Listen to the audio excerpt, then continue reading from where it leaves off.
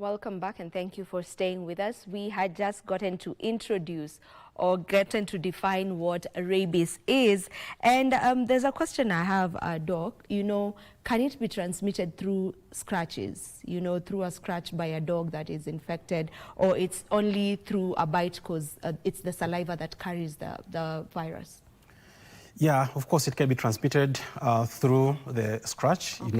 With dogs, they like licking their paws, especially the cats. They like getting smart.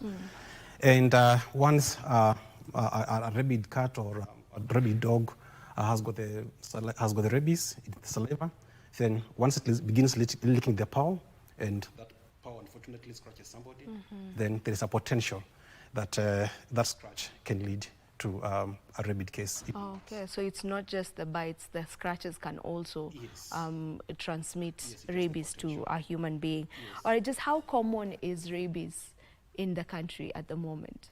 Well, rabies is quite common in Kenya. We call it's in an endemic state. For example, in Kenya, we normally lose like 2,000 people every year. 2,000 people? Yes. In Kenya, okay.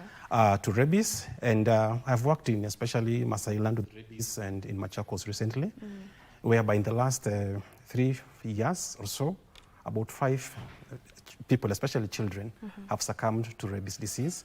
So it is a disease that is there. It has been there for a number of years in Kenya. The first case was diagnosed in the 1920s. And so it has been there and it's continuing to stay with us. Okay. Yes. All right. How does it affect the body? You mentioned that it is quite fatal, yes, especially once the symptoms start showing, then it is almost a guarantee that the person will not make it. So what does it do to the body? Well, it is a disease. The disease itself, we call it is a CNS disease or central nervous system, because it attacks the brain and the spinal cord. So once the virus has continued to multiply in the body, then it continues to damage the nerve tissues. And there is what is called the incubation period. That's the time when the person has get the virus up to the time the symptoms start manifesting. So it depends on where the bite has been. Because if it's somebody is a bit taller like me or you, and the lower limbs have been bitten by a dog, which are the common sites, it takes maybe a couple of weeks or even months for the virus to travel to the brain, where it is the central pathway for the disease to manifest. But if it is on the upper side of the body, it takes a shorter time. And the most cases are in children, because they are shorter in height, so the virus travels much faster and multiplies very fast. And once the disease is inside the brain and begin manifesting, it's a flu-like. It begins as a flu-like symptoms, body aches, fever, general malaise, and it reaches to a point whereby it begins now manifesting clinical symptoms.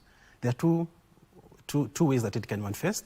We have got the furious form, which is the person becomes, aggressive and become hyperactive, and becomes, begins, shouting and even losing loss of self-recognition. And then we have got the paralytic form, whereby the affected victim, just is in a state of coma and paralysis, because it manifests, it destroys the lungs. The person is not able to breathe. And so that it is quite fatal, and when it reaches that stage, it is as good as having a terminal illness. And the affected family certainly are in a very severe kind of pain, and because they know that they're going to lose loved ones in a very painful way. Yeah. Yes. Yeah, and there are myths around rabies that I would want you to talk about or to demystify, because I am sure the viewer who's watching us right now has heard of, the stories around if you get bitten by a dog with rabies, then how it manifests on you. You may start barking, someone keeps barking like a dog, and so on and so forth. So how real is that, and what are some other myths around it that we can demystify? Okay, it is quite correct. Because, when the rabies, the symptoms in a dog, in rabies, is almost like in human beings, because with a dog there is a hypersalivation, there is, paralysis, the lower jaw droops because of paralysis. And the animal now loses, self-recognition and begins, chasing and biting anything and barking just like that. But over time, because of the paralysis that the virus causes on the throat, then it loses venation and also hydrophobic. Hydrophobic is the fear of water. So, and it's not able to feed again.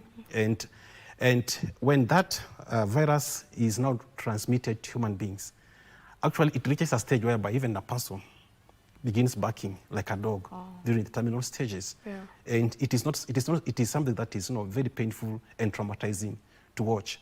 And another myth that I wish to demystify is that people say that when you are bitten by a dog, a rabid dog or any other dog, even if it doesn't have rabies, then the family of the bitten victim, usually they have to look for some sort of herbal treatments, concoctions like onions, garlic, and then they apply on the bitten, on the wound site. Then they say, imetosha. We don't have to take the person to hospital because, the pain of the issues, the pain of the onions is able to kill the virus. But it doesn't happen that way. Where there are incidences where people have done that, but end up losing the patient again. Yes. So there's something you mentioned, that the moment you start witnessing or the moment you get to witness the symptoms of rabies in a human being, then that person, there's a high likelihood that they won't survive. Is it like a certain that this person will not survive, or are there maybe some cases here and there that the person actually got to survive? Well, it is certain that fatality is almost 100%. I may not have any information of somebody who may have survived. If they are there, maybe it's just scientific. Maybe somebody who went through very rigorous treatment, but not in this part of the world. So certainly when somebody gets rabies, that's why even in science we say it's almost 100% fatality rate, because you lose the patient. Yes. Yeah, because it is considered one of the deadliest diseases, because it actually is. Yeah, it is a deadly disease, and we call it a neglected tropical disease, because we don't give it the adequate attention that we give to malaria, or to COVID, or other diseases that has got priority list in human health. So it's a neglected tropical disease, and we call it a disease of the marginalized, a disease of the poor, because it is mostly found among the rural communities in Kenya and around the world. So it is a disease that is deadly and has got a lot of socioeconomic, psychosocial repercussions. Yes. Is there a reason behind why it's mostly common in rural areas? Yes, there is a reason why it is common among the rural and marginalized communities, because for them they are the ones who keep the highest concentration of dogs, because most of them are livestock keepers, they are farmers, so they keep dogs to secure and protect their farms and source of livelihoods. And also, so once there is an issue of a rabies outbreak in a dog or a few dogs, and remember that one dog is enough to transmit disease to many other dogs across the village. So the distance to healthcare service provision, because most of the hospitals or health facilities in the rural are quite far from where people stay, and also the expensive the drugs, the vaccines or the preventative drugs that can be used to prevent and control rabies in the rural communities, they're expensive beyond the reach of the common mwananchi. So those are some of the reasons that we know certainly affect the remote, certainly among the remote rural communities. Yes. All right, we'll talk about the vaccines and how available are they, especially in Kenya and the rural parts of Kenya. But before we get to that, maybe for someone who has just gotten a bite from a dog, was bitten by a dog, what's the first thing to do? Okay, the first thing that somebody who has been bitten by a dog has to do is, assuming that perhaps it's a child or any other person of tender age, the victim has to wash the bite wound with clean running water and soap for up to between 10 to 15 minutes. So even if you don't have a tap at home, you can just get water from a bucket, get a jug or a cup, and let somebody wash that bite wound. because we want to make sure that the virus that is on the skin or the bite wound, at least the soap and the water is able to wash quite a number of them away. But then, of course, there are those that will, of course, penetrate. Inside. Yeah. And so the second step is for the dog bite victim to be taken to the nearest health facility as quickly as possible. Don't delay, because any more delays is likely to promote the spread of the virus and beyond maybe a state of curative. Yeah. Yes. So immediately you get the bite, wash it off. Yes. 10 to 15 minutes Yes. with soap and water, and then go to a healthcare facility. Yes. So the first aid is washing it. At home. Washing it at home, Yes. and ensuring that you're washing it thoroughly. Sure. All right. Let's talk now about the ways to prevent it. You know, are there vaccines for rabies, and who is supposed to take these vaccines? Do we give it to our animals? Do people just take it in advance? How do we go about that? Okay, rabies disease is one of the diseases that we call is a zoonotic disease. A zoonotic disease is a disease that can transmit from animals to humans. So it is a disease of both veterinary importance and human health importance. So we've got vaccines on both sides. Okay. The most common way to prevent rabies, it's cheaper, single, is vaccination of dogs. And when you vaccinate a dog, at least it's one of the almost like 100% way of preventing rabies from transmitting to human and other livestock. And it is important to vaccinate dogs at least annually, every year. The same dog, if you do it continuously, then at least you're able to break the cycle of transmission. And in human, when somebody has been bitten by a rabies dog, we had said earlier you wash the wound. Yeah. Then when at the health facility, the person who has been bitten will receive what we call post-exposure prophylaxis. These are vaccines that somebody is given at the 0 day, 3 days, the 7 days. You know, the sequence that the hospital will recommend for the person to be saved. Because once at least the person receives those vaccines immediately, at least the vaccines have got a potential to prevent the spread of rabies in human. We also have what is called the RIG, or the rabies immunoglobulins. That is a special kind of a serum that is poured around the bite of the wound to prevent it from, spreading further. So those are the two ways of vaccines that we have. But also for people like us who are in contact with dogs or animals more often, we have what we call the pre-exposure prophylaxis. For me, I take almost annually my pre-exposure rabies vaccine, so that at least in the event that I am accidentally bitten by a dog, then at least my body already has the means, the immunity to counter the vaccine. But that doesn't mean I don't have to go for the post-exposure again. I have to do it. So at least vaccines are available, and maybe as we talk later, we can say where are they available. Yes. So for those who are who work closely, or maybe who rear dogs, for them, then you'd advise for them to go for the pre-exposure vaccine. Yeah, but not anyone else, like someone as random as me who never even really encounters any dog unless it's a Bosco on the street. No, of course, it is the pre-exposure is recommended for people who come into direct contact with dogs on regular time, either people who own dog kennels, and veterinarians, or people who are, who are in contact with animals out there. Yes. Why is it more associated with dogs? Even when we talk about rabies, rarely do we hear people mention cats. Is there a specific reason why we associate them more with dogs than any other mammal? Yes, as we began, we say that rabies is a disease of warm-blooded animals. And dogs, because of their social nature, we interact closely with dogs, and dogs also interact closely with the wildlife animals, especially where there are zoos or parks or conservancies.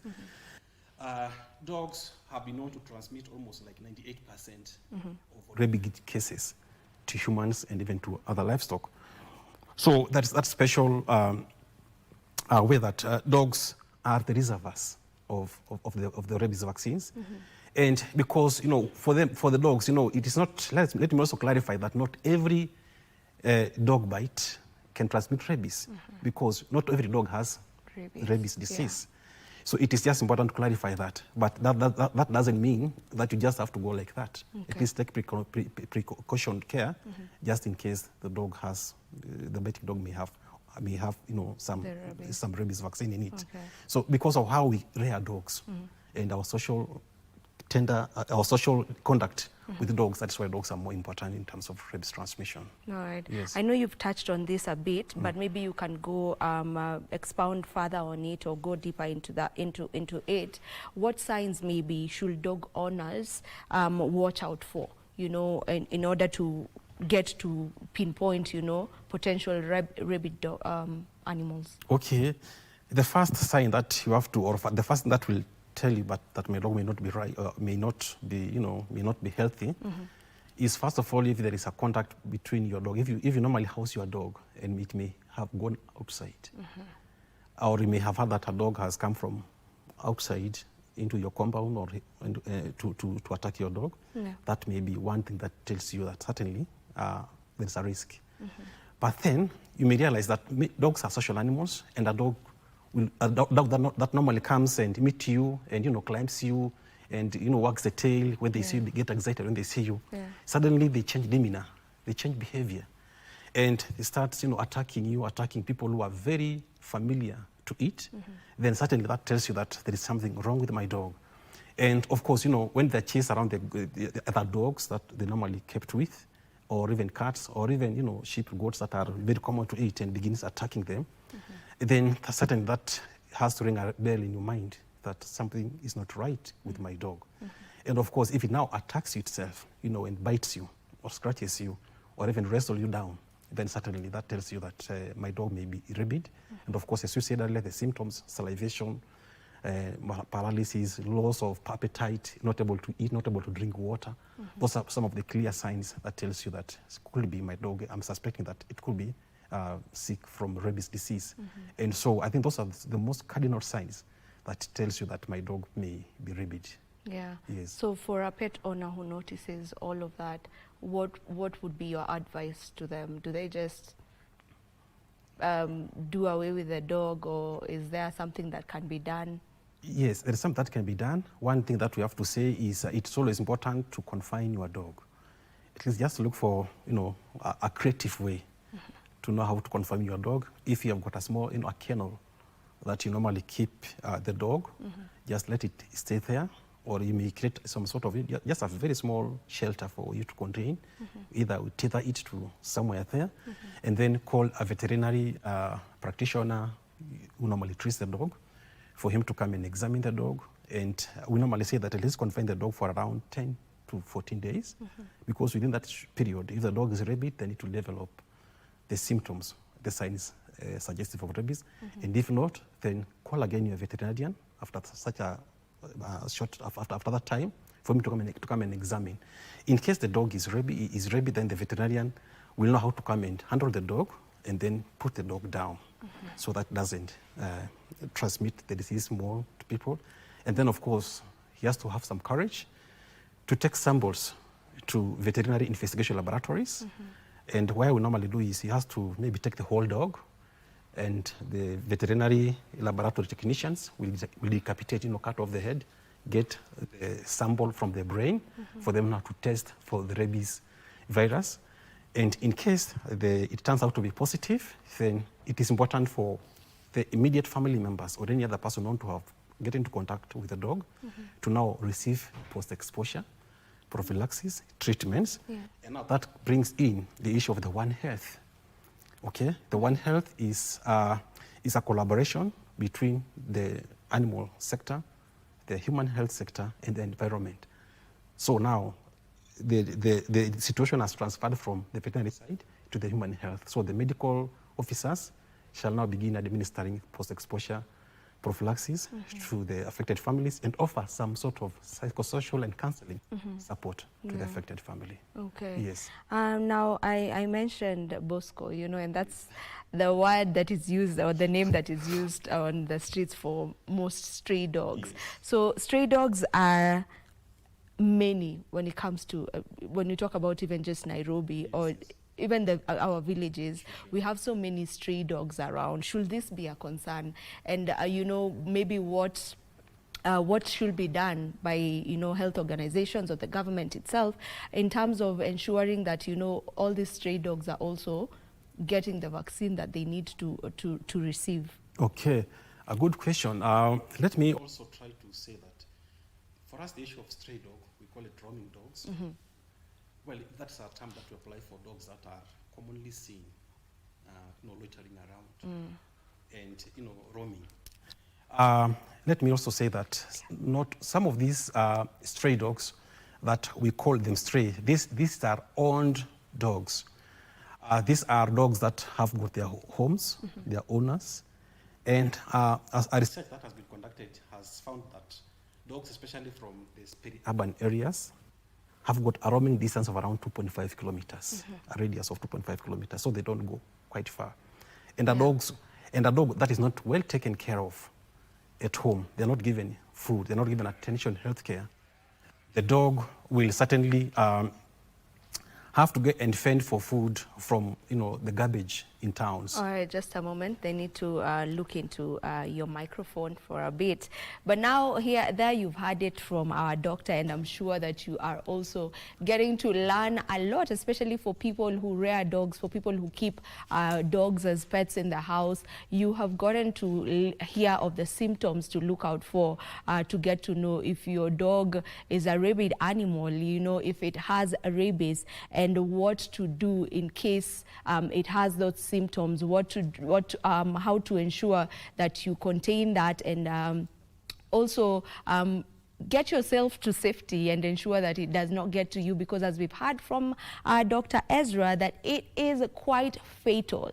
The fatality rate is almost certain when it comes to someone having been getting a bite from a dog that has rabies. So it is up to you, it is up to me to ensure that we are looking after ourselves. The moment you get a bite from any kind of dog, it does not need to have, exhibited any kind of symptoms to show that it has rabies, but just from any kind of dog, ensure that you go to a medical facility after washing that particular wound with soap and water, and washing it thoroughly for at least 10 to 15 minutes, and go to a healthcare facility. Let's not use the mitishamba way, because as we've had, it is a fatal disease for sure.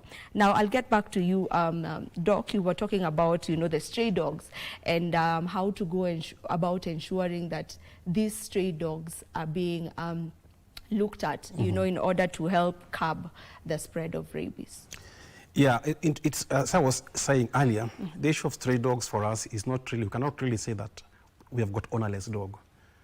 Most of the dogs that you see coming to roam around are owned, but hopefully maybe the families that they come from, they don't take care of the dog.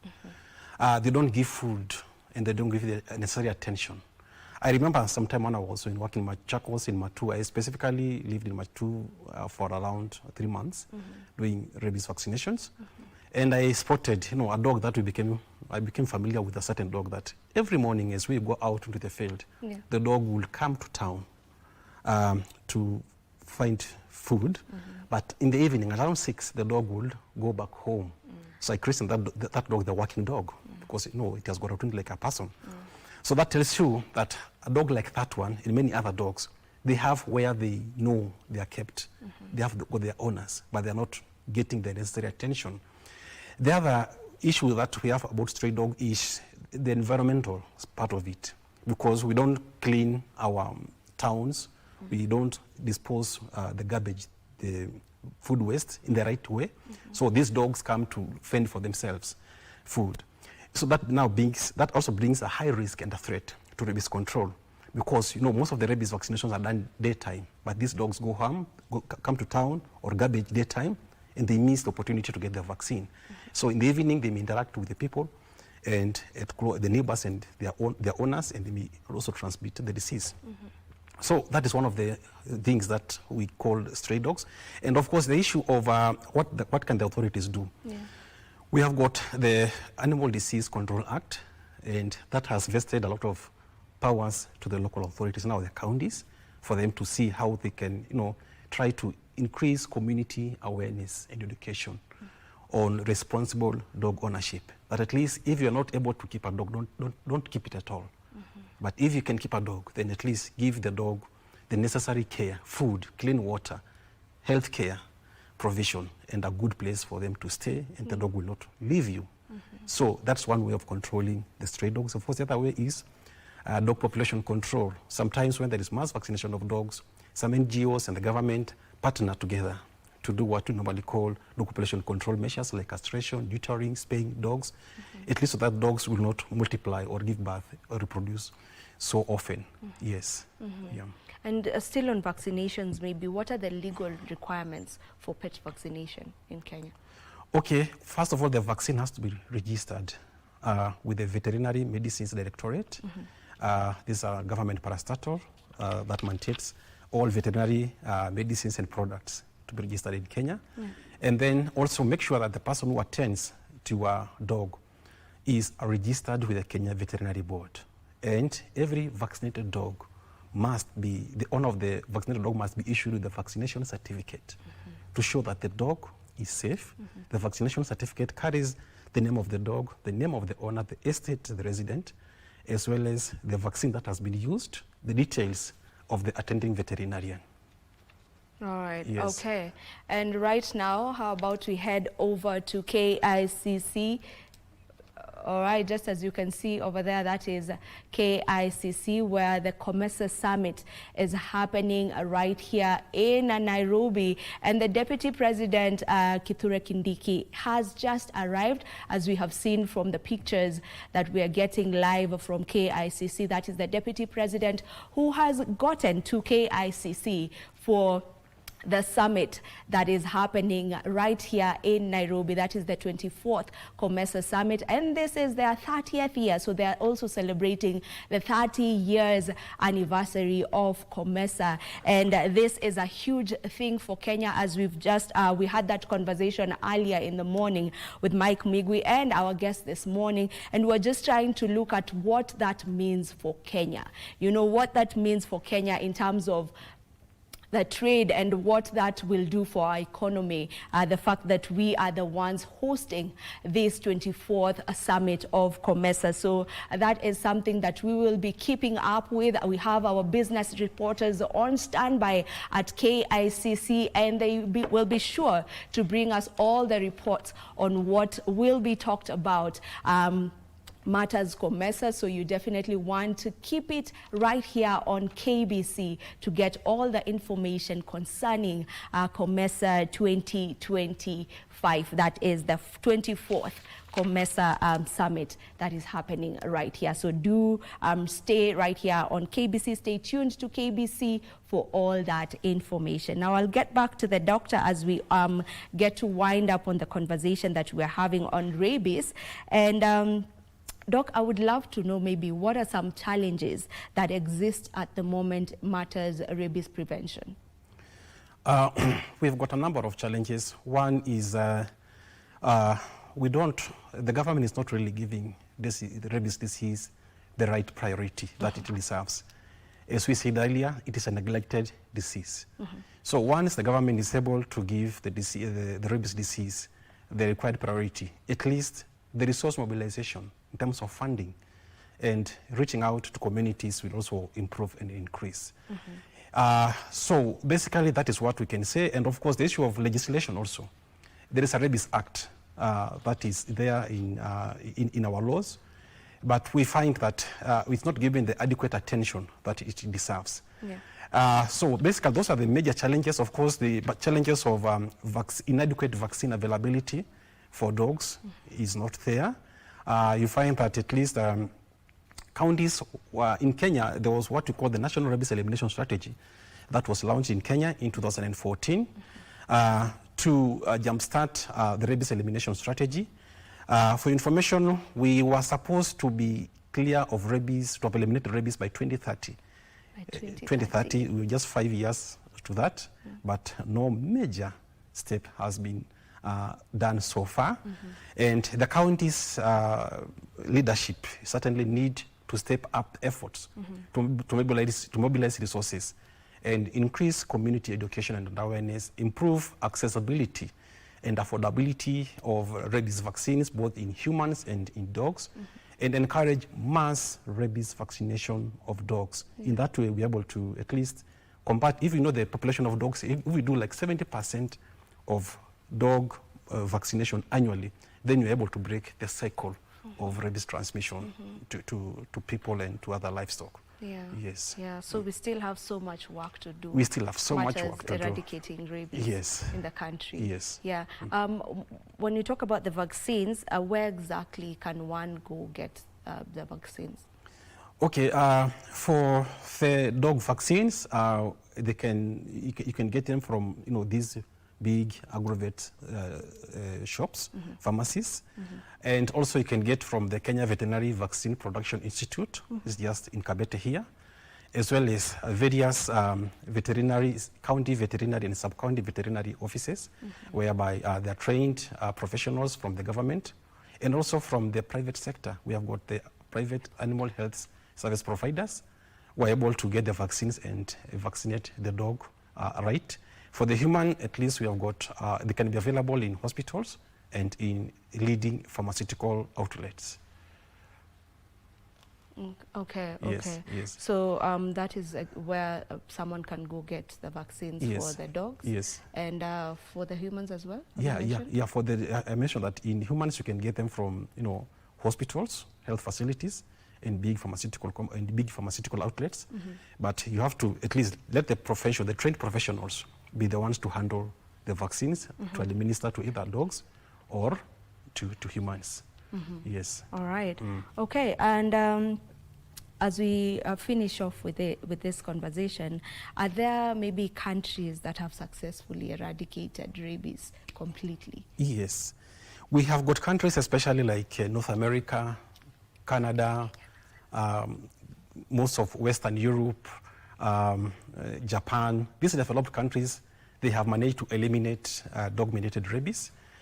And also countries like Indonesia, Philippines, that are developing countries, they have put a lot of effort in eradicating rabies because they have known the importance of rabies and how it contributes to negative social, economic impacts of a country. So they put massive resources towards elimination of rabies, and they are quite, steps ahead. But also in our country here, the good news is that at least Makueni County, and I'm proud that at least we just launched our rabies control project last week, our VSF Germany, together with the county government of Makueni. We launched it as well as marking the World Rabies Day last week on Monday. Yeah. They are also, it's a case study of a county that has successfully put measures in place to eliminate rabies in their county. That's Makueni. Makueni County. At least they have put quite sufficient resources. And their motto is just to, to make Makueni better. And certainly one of the best ways for them that they have done is, if there is a partner that comes, like VSF Germany, now we've gone there, they don't just allow the partner to do 100% work. They also put some financial resources into the pool so that there is a collaborative effort between the NGO and the government to eliminate rabies. And of course, the issue of the One Health approach, that the medical side, the veterinary side, and the environment can come together to see how they can handle rabies as a disease. Yes. Maybe, you've really lauded, Makueni County as one of the counties that is doing, is in the right direction when it comes to eradicating rabies in their county. Maybe what are the things that you feel other counties can borrow from Makueni in order to also be on the same track? Okay, we have got what we call the National Rabies Elimination Strategy. And this is a paper that has been put forward right from the global stage to the national stage. And Makueni is trying to use the principles from the National Rabies Elimination Strategy to try to eradicate rabies. And, at least they have put in measures from the county level, sub-county level to the ward level. And also they have also employed or bring on board various actors, stakeholders. Also to handle rabies, you have got to have multi-stakeholder involvement and interdisciplinary actors that come together. The health department, public health department, the environmentalists, the veterinarians, and even the community themselves. And schools can come together so that at least through the concerted efforts, the collaborative efforts that they put together is able to go the right way towards controlling, preventing, and even eliminating rabies in their county. Of course, there are challenges here and there, but that notwithstanding, at least Makueni is a case study that I will actually ask other counties in Kenya to emulate in terms of putting resources in the right way in giving the rabies disease the priority it deserves, so that at least our people doesn't have to die. Yes. All right. Okay. Yeah. Thank you so much for joining us. Maybe if you can give us your final remarks, if you have some final remarks. Okay. Thank you so much, KBC, Kituo cha Taifa, for the invitation. And I also wish to tell Kenyans that the Global Alliance for Rabies Control have nominated me from all over the world, shortlisted me to be one of their rabies vaccination champions for this year. And I'm calling for your support. It is a moment of pride for me, and also for the organization that is employing me, VSF Germany and others whom we have worked together to have at least contributed towards elimination of rabies in Kenya, or where I have tried to work with partners in terms of rabies elimination. And I also want to urge Kenyans that please love your dogs, be responsible with the health of your dog, so that at least in that way you can prevent rabies. And remember that when you are bitten, don't assume that your dog is healthy. Make sure that you wash the wound the way we said, and go to the health center immediately for you to get the necessary attention. And in that way, you will keep your community, your family, and yourself safe. Yeah. Thank you. All right. Thank you so very much, Dr. Ezra, for the information that you have gotten to pass. I am sure that it will be of help to most of us, so we appreciate your presence here today. Thank you so much. This is where we end this conversation, but let's have in mind that COMESA, the 24th COMESA Summit, is happening right here in Nairobi. This is actually ongoing. Things are ongoing already at KICC. As we saw earlier, the Deputy President, Kithure Kindiki, got to arrive at KICC. And this is a summit that is running until the 9th, which will be on Thursday this week. And yesterday we had the summit being preceded by the COMESA EU Connect forum. And it was mainly on matters horticulture and agriculture in general. And we got to see exhibitors getting to showcase their products or their produce right at KICC. Most of them got to showcase what they have, what they produce, and which is a good thing, so that we can be able to also just get to see some of the products that are produced by the different member states, and Kenya being one of them.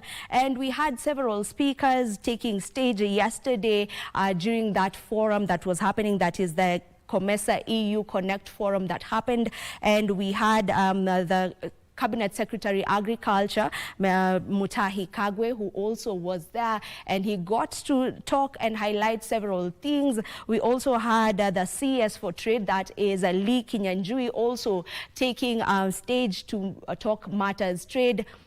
And this is something that we will be getting to experience as this summit continues. We will be having that today. And we also need to have in mind the theme for this year's summit is leveraging digitization to deepen regional value chains for sustainable and inclusive growth. And this is something that we should be able to get to see or get to listen to the points that will be made concerning. Sure that we have some clips from yesterday's forum. So if we can just get to take a look at that.